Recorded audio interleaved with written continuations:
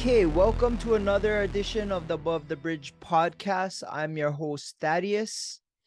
This is episode 61. Shout out to our sponsors. First off, we have Defend Hawaii. If you go on their website, defendhawaii.com, pick out what you want, whatever apparel, hats, clothing.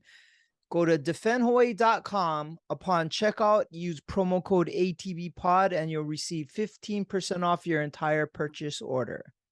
Next up, we have iRep Detail Supply. If you go on their website, they have a bunch of waxes, soaps, whatever you need to detail your car. Go to irepdetailsupply.com. Same thing, promo code ATBPOD upon checkout, and you'll receive 15% off your entire purchase order. Last, we have Hawaii Candy Factory. If you go on their website, hawaiicandyfactory.com, they have a bunch of local treats and snacks, lihimui gushers, gummies, whatever. Check them out. hawaiicandyfactory.com, promo code ATBPOD upon checkout, and you'll receive 10% off your entire purchase order. Okay, so this week, my guest, MMA fighter, used to train in Hawaii for a little bit. He made national news last week. We'll have him talk about that, but he's a professional MMA fighter, Blake Perry. What's up, man? Hey, man, happy to be here. Appreciate you having me. I appreciate you for coming on. I just realized last night that you fought as an amateur in one of our local shows, and we usually do the production and lighting for Destiny MMA. Oh, okay.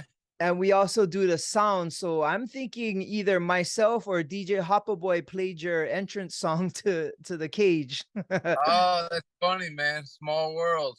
Yeah.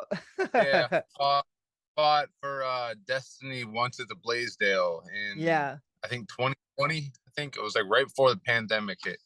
Yep. So that was us at the DJ booth playing all your music, all the walkout songs and stuff. Nice, there we go. What is your walkout song of choice, or do you change it up every fight? Dude, I change it up every fight, man. Just kind of switch it up. I think kind of just whatever I'm feeling. Like usually I'll decide like fight week, whatever I have going through my headphones a lot. It's just kind of, making me feel some type of way, getting me all juiced up. Whether it's I walk out to some kind of a variety, I'll walk out to some goofy stuff sometimes. It's just real, some like groovy dance stuff that I like, and all the way to I like all kinds of hip hop and rock, and it just kind of depends, man. This last one I walked out to some Beastie Boys. Oh, okay. Maybe not use that one then next time. Yeah, right. No fun. Yeah. I know like fighters sometimes are superstitious. I know I was when I used to compete, and my walkout song was always from the movie Lost Boys, the theme song Cry Little Sister. It has that cool vibe and vampire style. Yeah. Yeah. That's awesome. That's a good one. To this day, it gives me goosebumps if I ever hear it. Hey, there you go. I was actually just at where they filmed the Lost Boys in like Santa Cruz. Yeah. And like all the movie posters up and stuff, and like right where they filmed it. Oh, that's super cool. That's my favorite movie since I was little. Oh, so, yeah. Yeah. There we go. So you're an MMA fighter professionally. How did you get into fighting? So I grew up my whole life wrestling pretty much. I grew up in Ohio, and wrestling's pretty popular out there. So I wrestled up from like junior high up through college, and then just kind of it seemed like a sensible transition to fighting, and it just kind of made sense, and I'm happy I did it. But I had a foundation in wrestling, so that was kind of what sparked my interest as a young kid. I've been noticing a lot of wrestlers nowadays. They've been kind of having a lot of success in MMA. I guess that's a good baseline staple to build on, huh? Yeah, for sure. I think from a few different standpoints, there's the obvious, like, obviously tactically wrestling is huge in MMA, but I think the mindset of just doing any type of combat sports as a young kid. It just kind of like, it builds your mind to be able to get through tough scenarios and stuff. And fighting aside, I think wrestling definitely made me who I am just in general, like work ethic and just, problem solving, honestly. So, Yeah, especially on the fly. Wrestling is yeah, it's a sport that requires a lot of discipline, and I guess it helps with the weight cut. You learn how to cut weight at an early age, so by the time you become a professional or doing MMA, it becomes kind of second nature. yeah, no, for sure. I think that that's a perfect way to put it. I think, the physical stuff like the weight cutting and all that comes way easier just after doing it for, like my whole life. And then just the grind to wrestling. It's like a very like thankless sport. MMA fighters, like we get all the hype and all the love. If you get a win in an MMA fight, it's everywhere and everyone's congratulating you and posted on social media about it, and there's videos and clips and highlights and this and that. Whereas wrestling, unless you're like one of the top elite dudes in the world, it's like you just don't get a lot of shine. Dudes truly do it because they love it and love the day in and day out. And I was never anything special in wrestling, but just did it for a long time and loved it. And it kind of just the day in and day out grind of it, I think, kind of turns you into just a adaptable person, I think.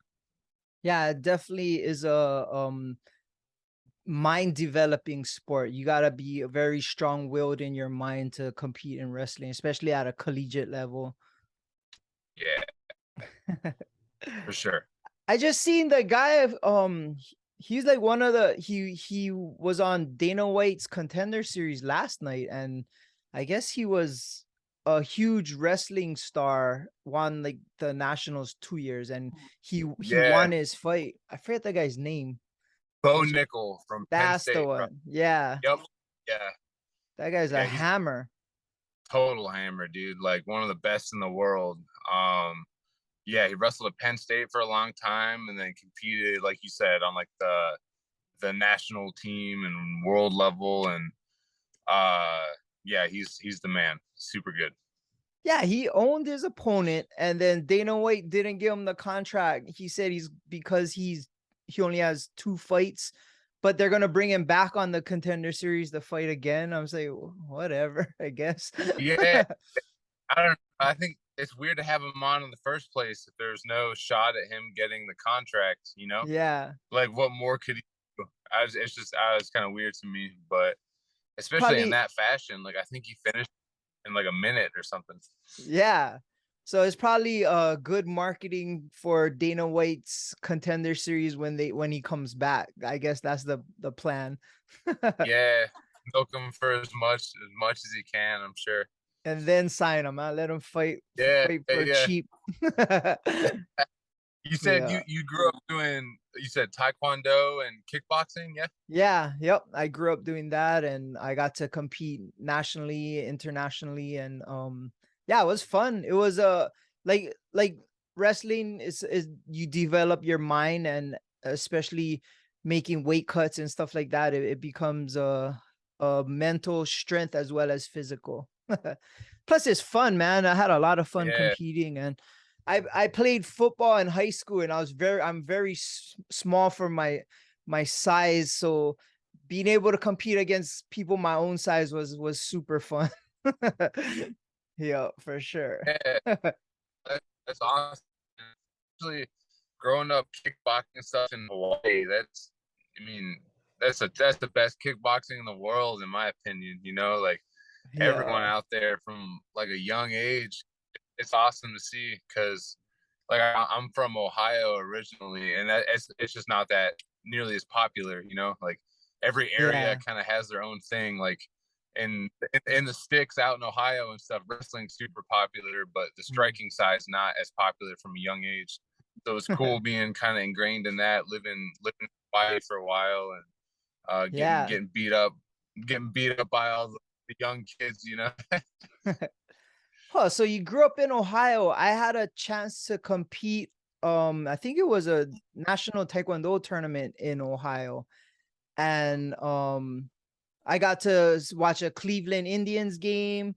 I went Hey, to I was blown away. I had an opportunity to go to the Rock and Roll Hall of Fame, and I'm a big rock fan, so I would that was one of like a bucket list thing for me, and I got to see the actual paper James Hetfield of Metallica wrote hey, on for the song Enter Sandman. I got to see that actual paper. really?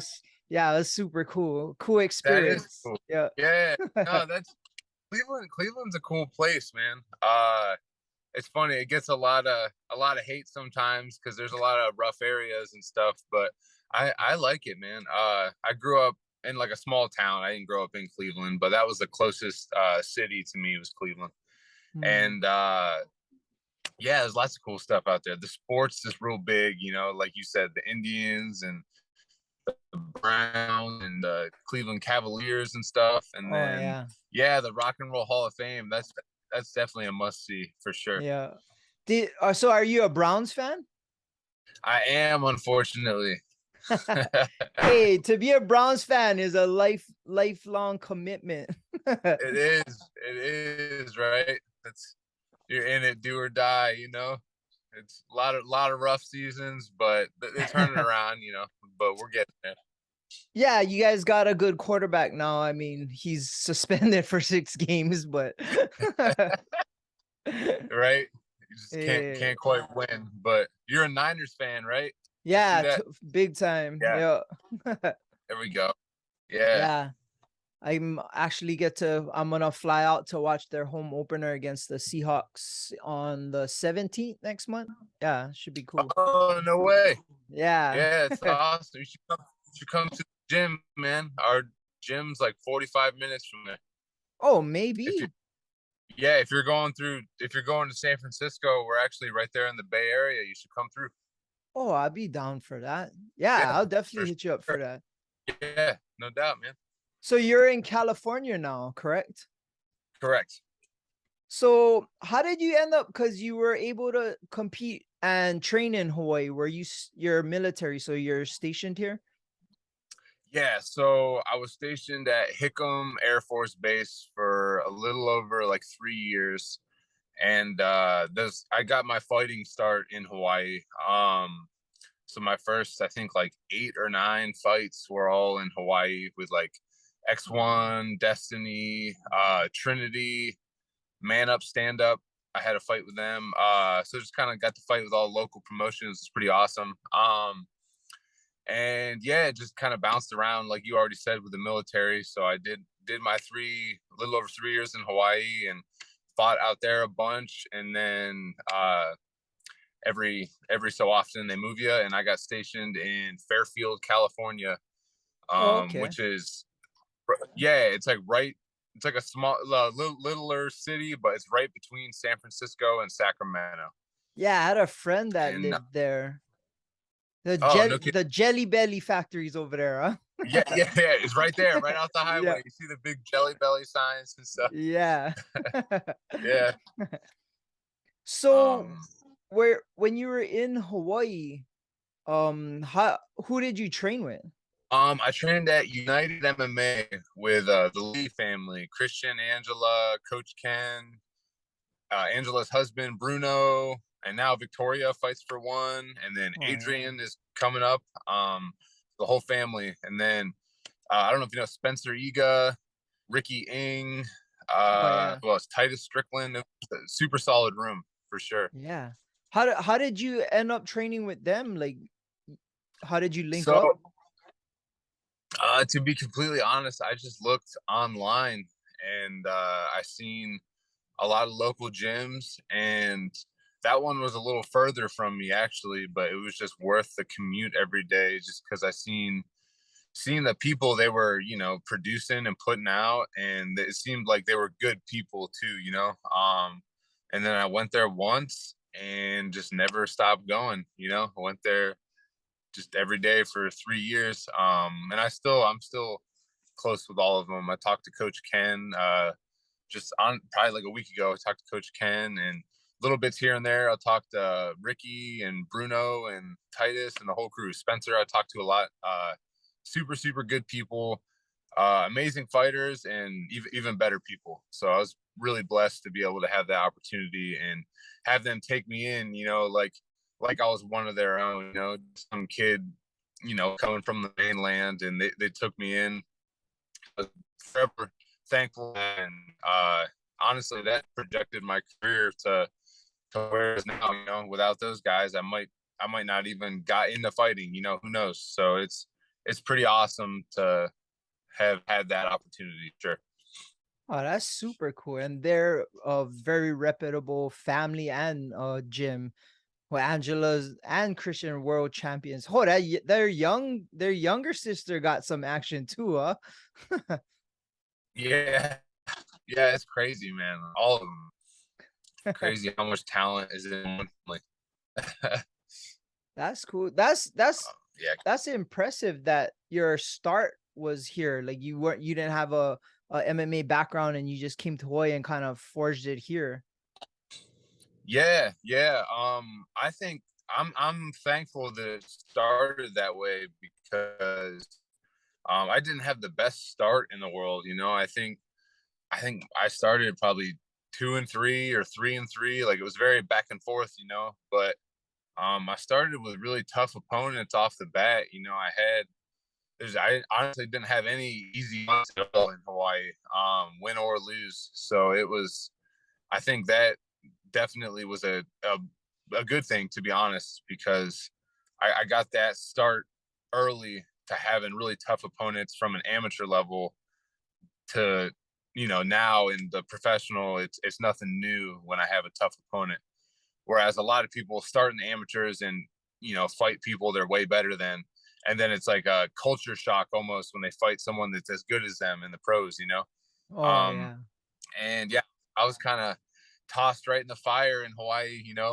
So it's a good thing. I think it makes you, learn quick and be ready for battles each time. So I know. It's one thing about fighting, which is kind of hard. Like win or lose, it wins, like you said, is a super high. But when you lose, it's not like okay, well, I'll get it back next week. Like if you play football or something, like if you catch a L, then you gotta wait like a while before you can kind of redeem yourself or get it back, so to speak. yeah, no, that's for sure, man.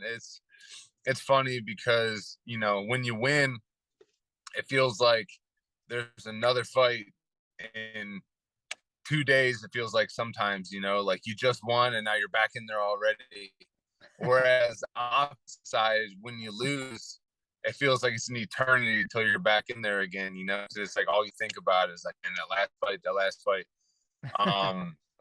But yeah, that's a good way to put it, man. It's definitely you gotta live with whatever happened the last time, and like you said, it's not like other sports where there's a set schedule. This date we're doing this fight, and then 2 weeks later this fight, and three. It's kind of it could be a couple of months, or it could be 10 months down the road. Who knows? So Yeah. yes, I guess that's what makes it unique. So from your wrestling background, would you say your style is more grappling based or you kind of picked up the striking? So it's kind of funny because I grew up wrestling, and that is what my like combat sports background is.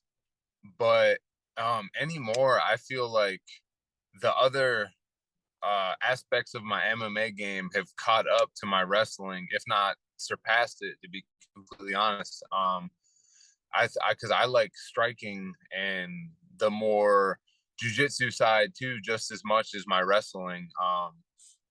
And I think another thing, just going back to uh, Hawaii and everything, I think one thing that made me really, really focus on the other sides of my game too was being paired up with people that were as good of wrestlers as me, if not better. So if all I had is this wrestling background and I have no striking or no jiu-jitsu with it, the first time I go against another person with a good wrestling background, I'm out of luck, you know? So Yeah. I think I like to say anymore, I'm more of a kind of a hybrid, you know. I definitely like my grappling. Like I like the long, lengthy chokes and that kind of stuff for sure. But I love striking too. So I like just mixing it up for sure. Yeah, Strikey's a lot more visually fun to watch too, and I feel like you knock somebody out, it kind of feels a lot better than grinding it out Yeah, on the ground. yeah, oh for sure. And it's funny because it's way more visually fun to watch, and you know, it's more fun to do too, to be Yeah. honest, you know, or at least for me. Like I love wrestling and it's what I grew up doing and everything, but you know, a knockout versus a takedown, that's a no-brainer for me. I think it's just more fun to get in the, you know, Yeah. have like a crazy exchange is way more fun than a grappling match Yeah. for me personally. And I'll gladly take wins from grappling. Don't get me wrong, 100% of the time. If I want to win at any means possible, however I can win. But just from a brutally honest standpoint, definitely striking is way more fun, in my opinion. Yeah, plus a knockout win looks a lot more cool to post on Instagram. Yeah, that's what it's all for. Let's be honest. So you're in California now. What gym are you training out of now? Train for Life, it's called. It's in Fairfield, California, a little part of Fairfield called Sassoon City. And then we have an MMA team like within the gym. It's the name of the gym is Train for Life, and Nobody MMA is the name of the MMA team. Yeah, it's all under Sonny Ramos is the head coach there. Anthony Sonny Ramos. He yeah, runs the gym and coaches everything from you know, kids Kajin Kembo all the way to the professional MMA fighters. He kind of just oversees it all, and yeah, he runs the gym out in Fairfield, California. Oh, nice. How was the transition from the gym you're previously at compared to this one? That's a good. Um, yeah, so it went great. I've been honestly super lucky with my gyms because both places I you know in Hawaii, like I said, I went there once and then never stopped going. And it was the exact same thing at Train for Life. I went there, I just walked into like a kickboxing class, I think it was in the afternoon. And the first week I moved here, you know, I just went in and introduced myself and took class and then ended up talking with Coach Sonny. And since then, it's been a year and a half, and I'm there every day, you know. And I'm tighter with this group than I have been, honestly, with anybody. Oh, wow. The fight team there is super special because a lot of fight teams, you know, they train together and they fight together, and then they go home. So you're kind of close knit with this team. Do they have a lot of professional fighters out of your gym? Yeah, there's the fight team's killer out there. And yeah, like you said, I'm super tight with them just as people, you know. I can honestly say they're my best friends. But yeah, the fight team's super stacked. There's so from the lighter guys, we have Terrence Saturn, who's a professional 125 pounder. He's like one of the top ranked guys in California right now, fighting September 3rd for Uriah Show A1 Combat. Um, we got amateur 125 pounders that are like undefeated, Houston Skibik. And then other pro fighters, we got Ricky Abdelaziz, who has family out in Hawaii and stuff. And he fights with us. Cesar Gonzalez, super seasoned pro fighter, one of the best dudes around. And yeah, bunch of amateur guys. Bobby Saronio too. He's a Hawaiian dude too that lives out here. Signed to Bellator and stuff. Super tough fighter. So yeah, it's very tough room. It makes me better every day for sure. Yeah, that's what they say. Iron sharpens iron. Huh? So if you're training with hammers, then you'll develop into one as well. Does You does your know it, man. yeah Some days you're the nail, some days you're the hammer. yeah I've been there before. Do you guys are you guys fortunate enough to be able to cross train with other gyms? Yeah, yeah. So we cross train quite a bit because in this area, California, it's MMA is pretty popular. So there's a bunch of gyms around. So you're fortunate enough to be able to cross train. I know like some gyms they're frowned upon. I know like for a few situations our we weren't allowed to do it and it becomes like a martial arts discipline kind of weird thing, but I always feel like you if you're sparring the same people over and over, you're not going to improve. So the cross train is pretty cool. You learn. Yeah, I agree with you there. I think personally, I'm all for cross training. I think, like you just said, getting the more looks, the better. And I think it's good too from like a coaching standpoint to not try and take ego out of it. I think a lot of people think like, our way's the way and that's it. Whereas I like the school of thought more where you can admit that there's other people that have more specific knowledge than you. Like, yeah, if you go to a college wrestling room, they're going to be better wrestlers and they can help you. Or you can go to a professional boxing gym or a straight kickboxing or Muay Thai gym, and they're going to be able to teach you things that I might not know.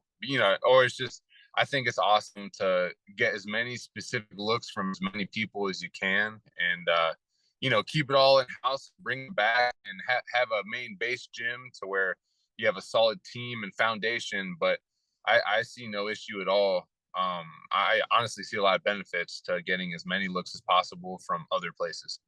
Yep. One thing I did enjoy about martial arts, it evolves quickly. So you do constantly learn new things. And for me, learning is always the funnest part of anything. Yeah, for sure. I think, yeah, you put it perfectly. I think as much of a physical workout as it is, there's days when it's just as much a mental workout, and you're like, all right, was it this way or this way, or how are you twisting your hips on that kick, or how, you know what I mean? Just the little details that really, really pinpointing it and honing it down to exactly what it needs to be can be equally as mentally challenging and as much of a learning experience as it is a physical workout. Yeah. So you had a bunch of amateur fights. How many professional fights did you have? I've only had two professional fights. Fought the first one in Hawaii, and then I just fought last weekend in Stockton, California. And then amateur, probably like 10, I think, ish, 9 or 10 amateur fights. Yeah. Always try to find out from professional fighters what steps did you take or how do you decide or become pro? Pro meaning that you get paid for to compete, correct? Correct. So it's funny because really the lifestyle and what you do every single day, even down to fight day, isn't any different from amateur to pro. If you're an amateur fighter and you take it serious, you're going to be training in the gym every day. And if you're a professional fighter and you take it serious, you're going to be training in the gym every day. But in terms of making the leap, that was kind of more on my coaches than me, if that makes sense. Because I felt I was ready, and the same with my coaches, and it was time to pull the trigger. Where I had been in enough fights and had enough cage time and learned a lot, from wins and losses, that was ready to take it to the next step. And yeah, like you said, just start getting paid is the biggest difference between amateur and pros, and just little rule changes. The rounds are 5 minutes instead of 3, Hmm. and you're allowed to do a little more. But other than that, it's pretty much the same game. Oh, that's cool. And your first fight was in Hawaii, was at Bellator, correct? First Yeah, pro fight. yeah, yes, first pro fight, April. It was just this past April in Bellator.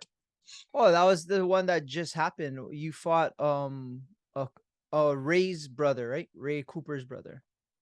Yeah, I fought Makoa Cooper. Yeah. How was that? I'm pretty sure the local fans were pretty for the Cooper kid, and I mean it's kind of rough coming. I mean, you're from Hawaii, and I mean, were you trained in Hawaii and your whole amateur career was in Hawaii? Nice job by Makoa. Slipped through, but that is still tight. Mamma mia! What a comeback by Blake Perry in his professional mixed martial arts debut. Yeah. I mean, I'm sure that he had more fans there than me. I mean, and rightfully so. You know, it's hometown family, and they're friggin' legends out there. You know, so Yeah. rightfully so. It shouldn't be any other way. But yeah, man, it was a super dope experience from start to finish. Just the whole fight week was awesome. Getting to really embrace it in, and that was a big platform for my first professional fight. You know, going from an amateur fight to kind of a big deal. You know, the Bellator fight, and that was the first MMA card in I think probably 2 years in Hawaii. Yeah. So that on top of it just added to the excitement of fight week, and it was like electric on the island. Yeah. So that's something I'll remember forever. From the whole experience, from fight night itself was awesome, down to the whole week of training and all the media and just getting to be with everybody, and it was super awesome. So this was after you left to Fairfield. So you brought your coaches from there over here.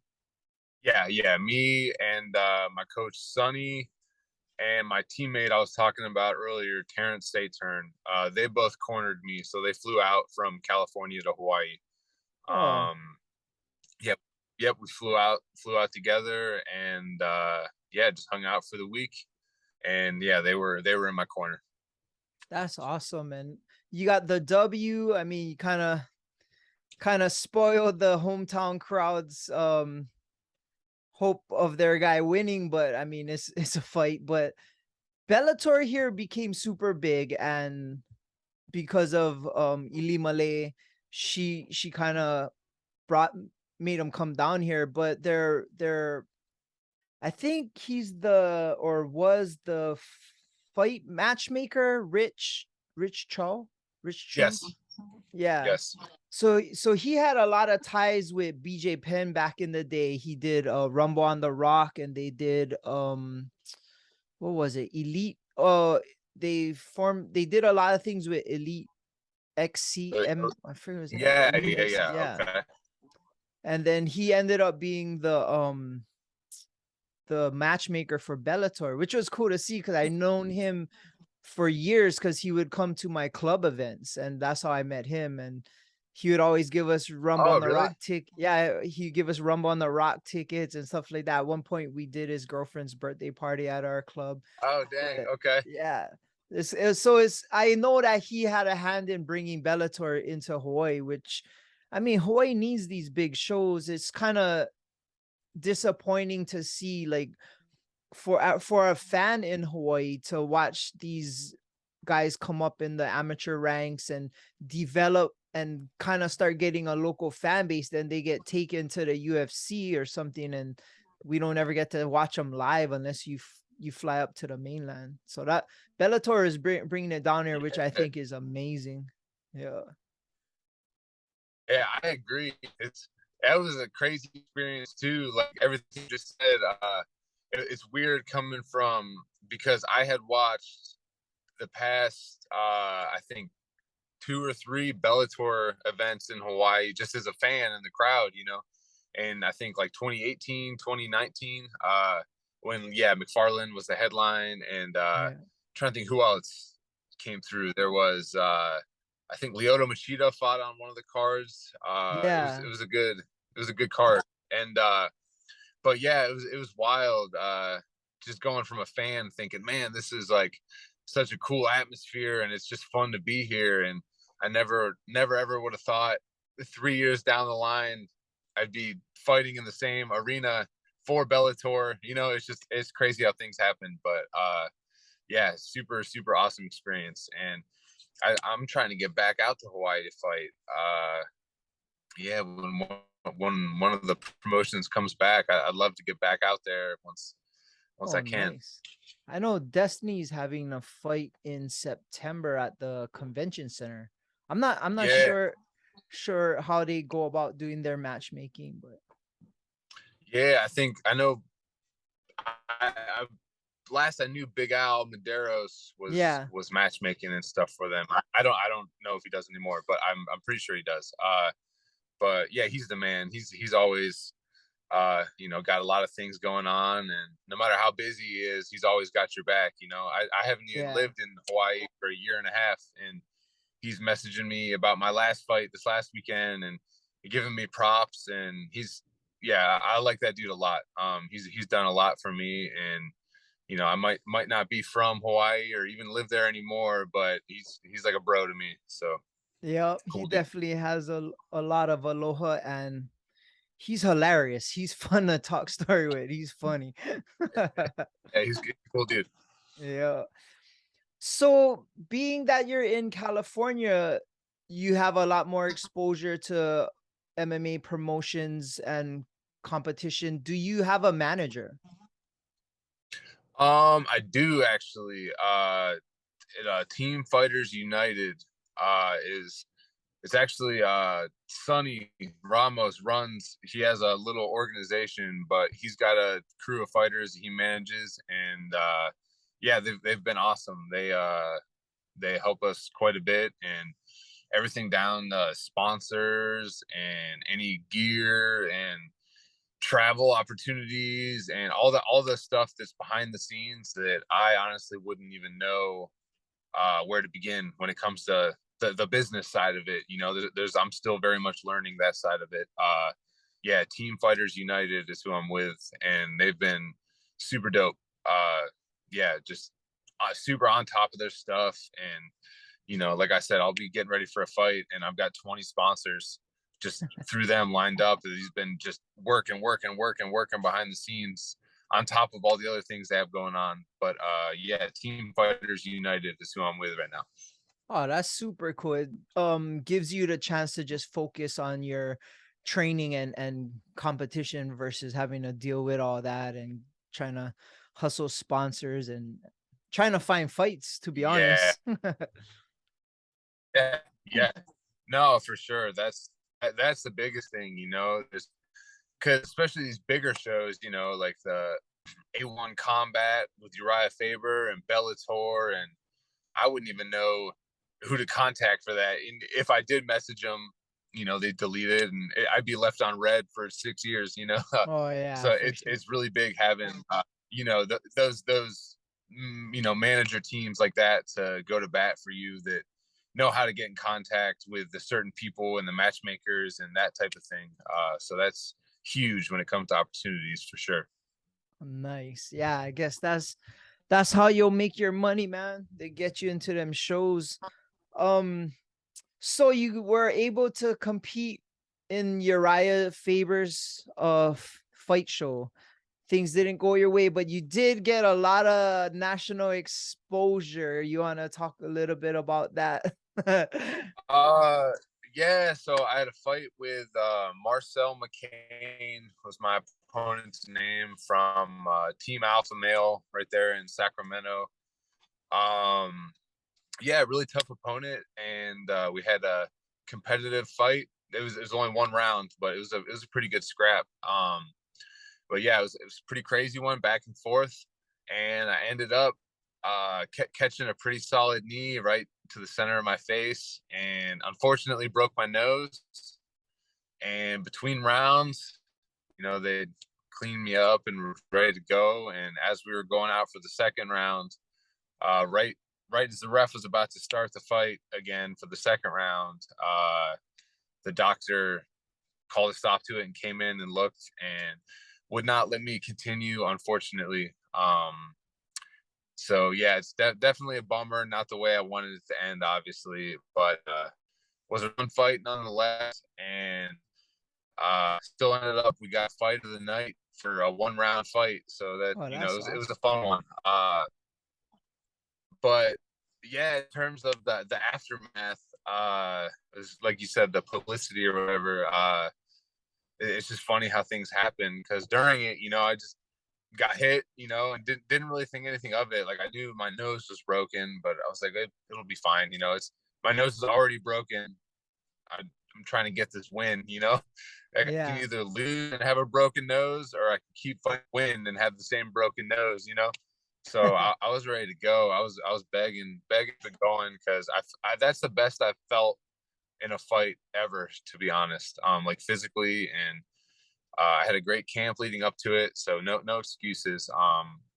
Just gotta execute when I'm in there, and yeah. But the aftermath, it's funny, you know. The fight ended, and then didn't really think anything of it. You know, was kind of bummed out, and then went to the hospital to get it reset. And then my phone is just going nuts, and I was like, "Oh, that's kind of weird," you know. So I look, and I'm just getting, like, from every angle. My Instagram's getting all these tags and stuff from these, like, big pages talking about how messed up my face is. uh, I don't know. It's just funny how funny how things work out. You know, I'm getting tagged in these posts of these, like, things I shouldn't be on, like stuff with, like, movie stars and stuff, and then you got all these, like, beautiful movie stars, and then my jacked up face. It's just, out of the internet's a weird place, man. But whatever. I guess any publicity, even if it's not necessarily for something good, I guess at least, you know, more people know my name now, and it'll help me for my next fight. So Yeah, for get sure. some more eyeballs on me, and yeah, just try and use it to my advantage. You know, it happened, so I can either whine about it, or I can use it to my advantage and try and hype up my next fight. So I gotta do what I gotta do, man. Yeah. Well, I seen it because Sports Center played it. And I'm looking at you on Sports Center. I'm like, oh, that guy's nose got broke pretty bad. I'm like, wait, I know that guy. I follow him on Instagram. He kind of messaged me a couple times. I'm like, that's that guy. That's that guy Blake. And I was like, oh, and let the record show you were down to come out and fight after us broken. Like, you were down to come out with your nose pretty jacked, but when you were on the stool, could you tell it was bad, or could you see it on the big screen, or like? Uh, so to be honest, I know it sounds like I'm full of crap, but with all that adrenaline, and it might even been a little shock setting in, you know. You really don't feel it, to be 100% honest. Until probably about an hour, 2 hours afterwards, once all that wears down and I'm calmed down again. You're like, oh, this hurts really bad. Like, when they're resetting it and stuff. But no, in the time being, I didn't think it was that big of a deal. And I could tell, because my nose felt like stuffed up, like clogged up. So I figured it was probably broken, because I've broken my nose a few times before. Nothing like that, but I really didn't think it was that drastic. Like, I didn't realize it was, like, visibly broke across my face. I just thought it was like a little internal break or something, but turns out it was pretty broken. So when did they reset it? Because you posted a video of them resetting it, and it was like, wow, like how did? And you're very polite. You're just like, and then the doctor's like, sorry. It's like, no, it's not your fault. I would have hooked the doctor. Didn't look fun at all. Yeah, that was probably maybe 2 hours or so, that maybe not even that long, hour and a half. Oh, Because they take you right from the venue in the ambulance. Like, they don't let you. When, like, I drove to the hospital, they make you leave in the ambulance, right there. And so it was pretty much directly after. It's funny, because I actually rode to the ambulance with Marcel, the dude I fought. We were in the same ambulance in the back. Like it was just me and him in the back, kind of like, "What's up, man? How's it going?" Yeah, so it's like, I mean, what are you gonna do? It's just us in the back, like, "Hey, what are you doing later?" Oh, that's But yeah, a they hilarious. drove. That's awkward. Yeah, right, right. I got pictures off to send you of us just, chilling in the back of a hospital thing together, or a back of an ambulance thing rather. But Well, at least you did enough damage to him also that he had to go to the hospital. yeah, yeah, yeah. It was. I'd say we both got beat up pretty good, pretty good. Jeez. Maybe it's good it didn't go longer than one round. Who knows what would have happened? Yeah. Well, shit, man. I've been the one getting all the props. Everyone telling me, how tough I am for going out and all that stuff, which is cool. But man, my opponent, he broke a rib and punctured a lung. Oh, jeez. Because he in that fight, yeah, he ended up staying in the hospital, I think, for like 5 or 6 days after. Oh, wow. He's all good now, but Oh, yeah, the fact that he was gonna go out for the second round too, man, he's crazy too. So shout out to Marcel McCain, but he, like I said, he's good now, and they took care of him at the hospital. But yeah, he had a bit of a scare there too. oh, well, good thing he's okay also. I mean, sport is Yeah. brutal. You guys would ever do a rematch or?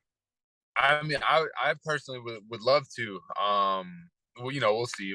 Time will tell. But it was a very fun, competitive fight. I'd love to do it again personally. But like I said, time will tell. We'll both heal up and see what the future holds when cross that bridge when we get there. Nice. Well, it looks like they said it good. It looks straight enough, and like Yeah. it's been a week ago, and if you see how badly it was broken, I mean, you just look like you have a shiner under your eye, and I mean, it doesn't look like your nose was broke. Yeah, no, thanks. I appreciate that. They did a really good job, to be honest, because like you said, I look worse than this sometimes just after training normally. So yeah, for the most part it's lined up, and I'll go see a specialist and stuff within the next few weeks to make sure everything's healing right and it's all lined up correctly and everything, so that for future fights this isn't like a like a recurring thing. Yeah.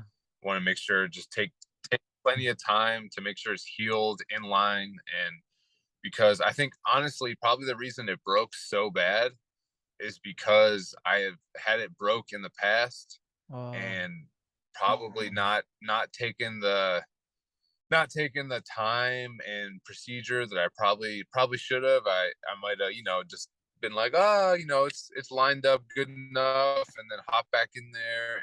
And so I think probably it was compounded over a handful of fights, and it was just kind of hanging on by a thread. And that's we see what happened. But so I think first things first, moving forward, I need to get this in line. That way I'm not going out to fights and winning some fight, and then the first time I get popped once good in the face, the ref calls it every time. You know what I mean? Yeah. So I think first and foremost, before I get any more fights, I want to get this where I need it, get it as strong as possible, and then hop back in and hit it hard. Yeah, that sounds like a good plan. At least you give yourself time to heal, and Yeah. I'm sure, yeah, you wouldn't want that happening again. That was kind of like you said, it was a good fight, and I mean, who could have been fight of the year if you were allowed to keep going. Yeah, you're right. So it's just it's a bummer that it ended how it did, but use it as a learning experience and make sure it doesn't happen anymore. Yeah. Well, you seem very positive and looking forward to the future. What weight class do you fight at? I fight at 170. I fought at 185, I think probably like 3-4 times. But especially for professional and for me to perform my best at the highest level, 170 is a good weight class for me. That's a Um, welterweight, huh? Correct. Yeah. Oh, Yeah. okay. Welterweight. But yeah, my first, I think 4 or 5 amateur fights were all at 170. And then I fought probably like 3 in a row at 185. And then once I went pro, I went back to 70, and it's definitely a good home for me. So I don't plan on leaving 170 and anytime soon, at least. Unless there's a killer opportunity, Yeah, for sure. How's the cut? How's your weight cut when you go to 170? Not bad, to be honest. Because I'm tall and skinny as it is, so I walk around at probably 190 when I'm at my beefiest, Yeah. but I walk around probably like 190 usually, and that's like heavy for me. If I'm training real hard, and which I really don't take any like extended period of time off the gym. If I don't have a fight, I'm there watching and training, and I'm training every day, even since that fight. Obviously I can't have contact, but I'm still in the gym every day getting after it. I can still work on my conditioning and strength, and get bag work and everything. So I walk around about a $185 normally. So the cut to 170 is nothing bad. I like to stay about 185, 190. That way I can hop on short notice fights if they come. Yeah. Just because I never want to be one of those guys that an awesome opportunity comes and I can't do it because I let myself get too heavy, Yeah. So I pride myself on being a professional, so I want to, if someone backs out of a big fight that I want to be able to hit that promoter up and be like, yo, I'll make weight next week. I want that opportunity. So I try not to walk around above about 190. Oh, that's smart. Preparation versus opportunity. That's the key, huh? Hey, there we go. Yep, little bit of luck and you're prepared for it, then something big could happen. For future goals, what would be your ideal situation in the MMA realm? So future goals, I think, short term, get healed up, just get back to training hard, and really correct, where I made mistakes, because, my nose broke and everything, but I'm the one that put myself in that scenario to get it broken. We were clinched up and I ducked my head down right into a knee, which, that's like day one Muay Thai stuff. If you're in a clinch, head up, hips in, everything. Last thing you want to do is duck your face down. You're just asking to, get kneed, and that's exactly what happened. So I have a lot of corrections to make and a lot of things to improve. So that's my short-term goals. And in terms of long-term, my dream, I'd love to fight in the UFC. That would be amazing. UFC is the dream. That once I get there, just want to stay after it. And yeah, that would be achieving some goals that, since 8-year-old Blake would think was pretty cool, So yeah, UFC would be my ultimate goal. That would be awesome. I definitely think you have the mindset and the work ethic to get there for sure. And that's something you can't train for. You just have it and you instilled in you. Like you said, 8 years old, you're watching fights back in the day. Who were some of your favorite fighters? Oh, great question.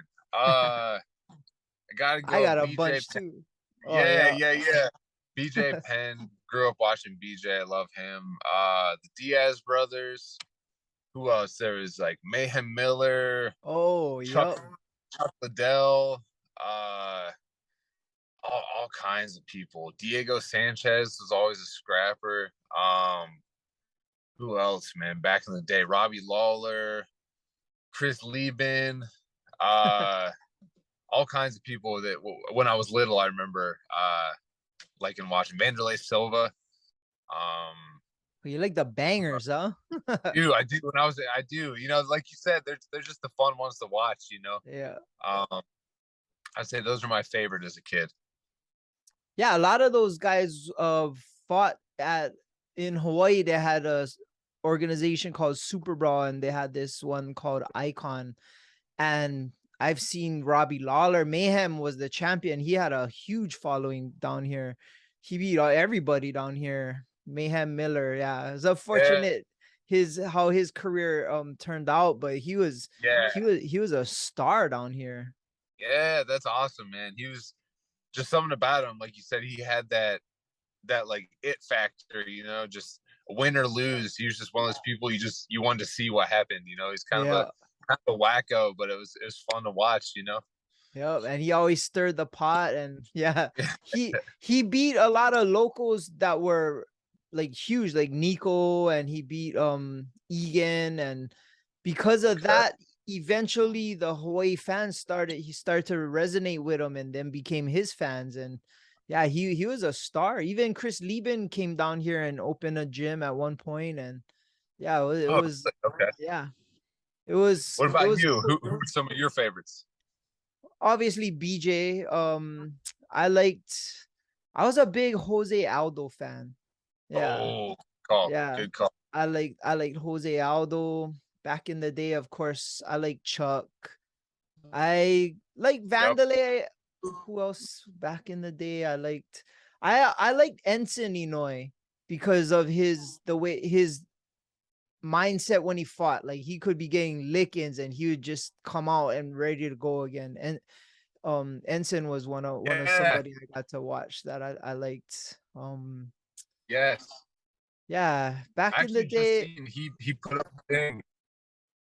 Yeah.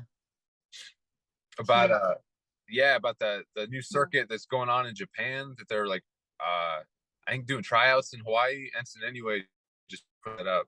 I've definitely worth checking out. Yeah, maybe you could get into that. I forwarded it to my friend Charles, who owns Hawaii Elite MMA. Hopefully, nice. some of the local fighters can get in on that. I liked GSP a lot too back in the day, and I was a fan of Frankie Ager. Yeah, well, I always watched. To this day, who's the fighters you like now, like that you're a fan of? Now, I'm a real big fan of. I love watching Charles Oliveira. He's just so fun to watch on the ground. He's so dangerous everywhere and on his feet too. But Charles Oliveira is definitely one of my favorites now. Who else am I like? I like Stylebender. He's fun to watch. He's one of my favorites. Yeah, for sure. Brandon Moreno, just because he's just all that heart, and just every time he's in there, he's one of those guys that you root for no matter what, you know. I'd say those are probably my three that I really like watching a lot now. Yeah, I like Stylebender as well. I became a fan of Moreno. He's definitely bringing back that lower weight division. Like, is getting a lot of shine now. Yeah, for sure.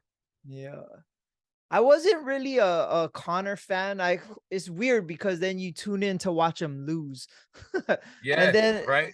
Yeah, but it was good for the sport. It kind of brought a lot of people who weren't in tune to watching MMA now became fans, and that's always good. Who else? I like Khabib. I like his mentality, and his fighting style wasn't the funnest to watch if you don't know what's going on, but I like that. I always said the worst place on planet Earth would be under Khabib. Yes, so true. Definitely. Yeah, being under anyone with a chin beard whose last name ends in like Medov or anything like that is the bad. Bad news. Yeah. Shoot, well, we've been going for about an hour. I could probably talk fighting and UFC with you for another 3 hours, but I know you got to get to your training, and man, I hope to see you achieve your goal and turn on the UFC one day, and you'll be in the octagon. That would be super awesome. just when you're UFC champ, you gotta come back on my show. You can't forget about us. Hey, always, man. You gotta have me back. For sure, for sure.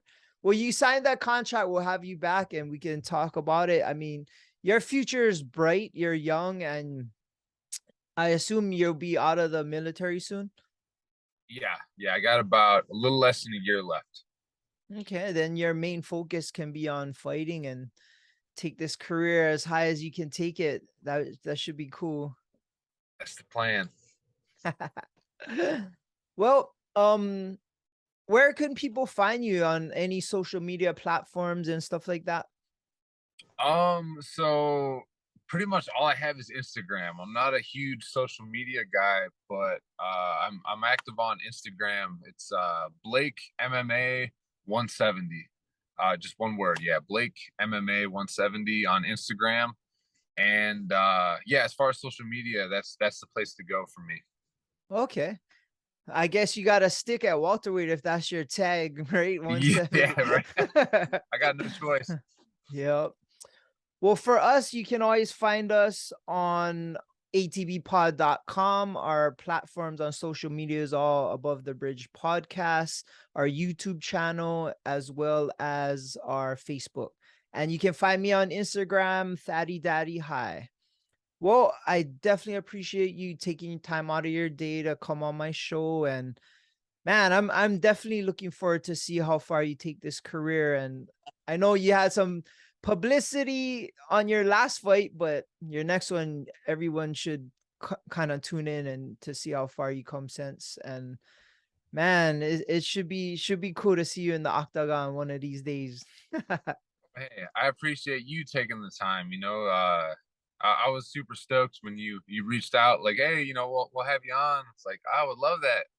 Because I've been watching for a while, and oh, cool. I love your style and your interview, and you're great at what you do, man. So I appreciate you just as much, and I'm super, super happy to be here.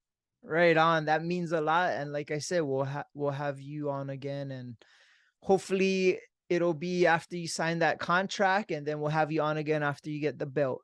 Hey, there we go. Yo, Ariel gotta wait. You gotta come see me first. Yeah.